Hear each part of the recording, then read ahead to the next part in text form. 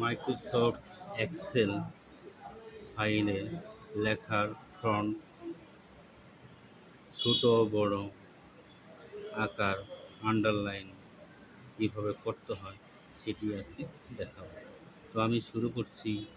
Click on cell select format bar থেকে underline click on cell bold অপশনে click করতে হবে। Click on italic click on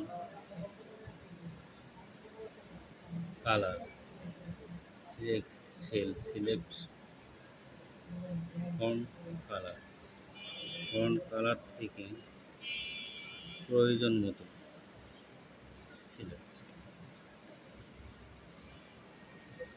টেক্সটের যে কোনো লেখাকে বড় করতে চাইলে ফার্স্টেবল সিলেক্ট রিকন ফন্ট সাইজ থেকে প্রয়োজন মতো